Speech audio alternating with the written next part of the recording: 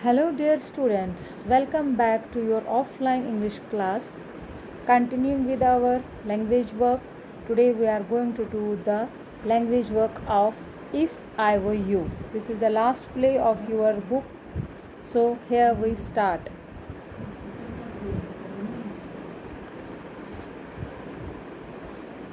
So, your first part in your language work is choose the correct word from the pairs given in brackets. यहाँ पे हमें कुछ words दिए हैं से दे आर होमोफोन्स और होमोनीम्स जो बोलने में तो सेम है but they are different in meanings.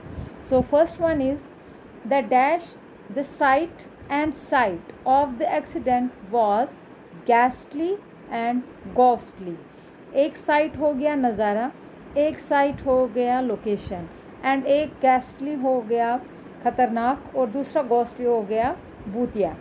तो इसमें आप देखिए सिंपल से हमारा जो फर्स्ट वन इज है वहाँ पर आएगा SITE वाला साइट यूज़ होगा. The site of the accident was ghastly. So next one is our college. First one is principle and the second one is also principal is very strict. अब देखिए यहाँ पर दोनों प्रिंसिपल हैं, एक principal हो गया उसूल और एक प्रिंसिपल हो गया हेड ऑफ़ द इंस्टीट्यूशन. तो अब आप कॉलेज का प्रिंसिपल कौन सा आएगा?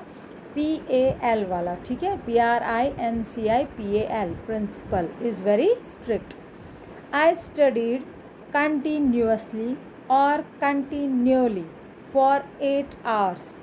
मैंने लगातार कंटिन्यूसली मैंने 8 घंटे तक पढ़ाई की.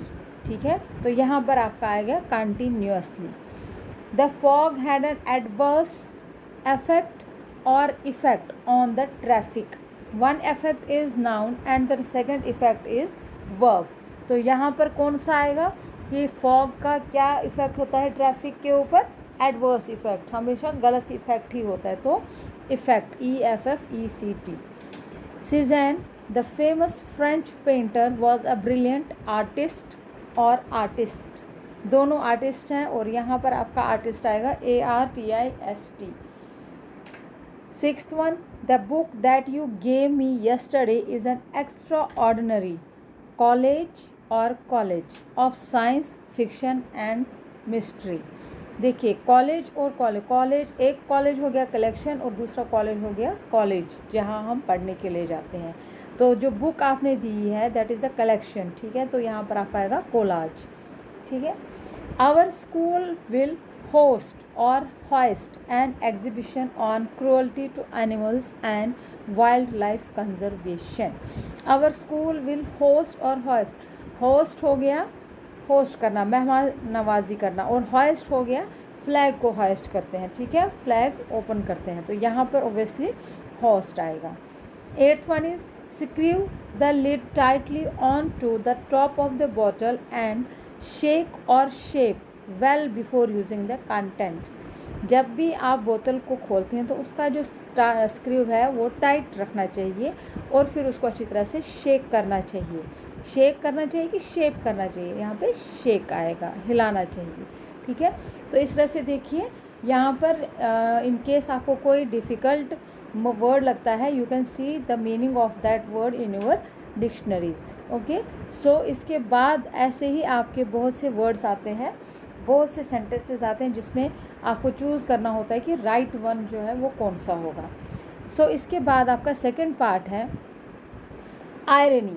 Irony is when we say one thing but mean another, usually the opposite of what we say. देखिए आयरनी हम अक्सर हमारी जो मदर टंग है हम वो वर्ड्स उसमें भी यूज़ करते हैं. अगर हमें किसी को जो बोलना है हम उसका उल्टा बोलना चाहते हैं लेकिन हम बोलते दूसरे ढंग से हैं. जैसे कि हमें बोलना होगा कोई आपको बोलेगा कि यार मैं बहुत थक गया काम करते हुए, तो आप बोलेंगे हाँ तू थक ही गया होगा. तो तू थक ही गया होगा, you are saying that in a negative sense कि वो कहाँ थका होगा, इतना कौन सा काम था. So usually the opposite of what we say that is called irony. So यहाँ पर कुछ वर्ड्स दिए गए हैं. Read the play carefully. हमने ये प्ले जो पढ़ा है इसमें आप उस कुछ सेंटेंसेस जो हैं उनको बड़े ध्यान से पढ़िए और find the word and expressions Gerard uses in an ironic way. Write down 3 such expressions.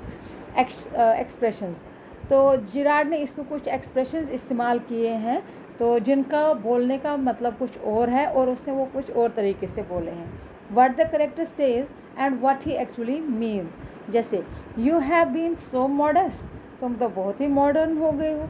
उसके कहने का मतलब क्या है? He means to say that the intruder has talk to him rudely and रफली. अदर एक्चुअली वो उससे ये बोलना चाहता है कि आप बहुत रफली और बदतमीज़ी से पेश आ रहे हैं. सेकेंड आयरनी वर्ड जो था, with you figuring so largely in it that is understandable.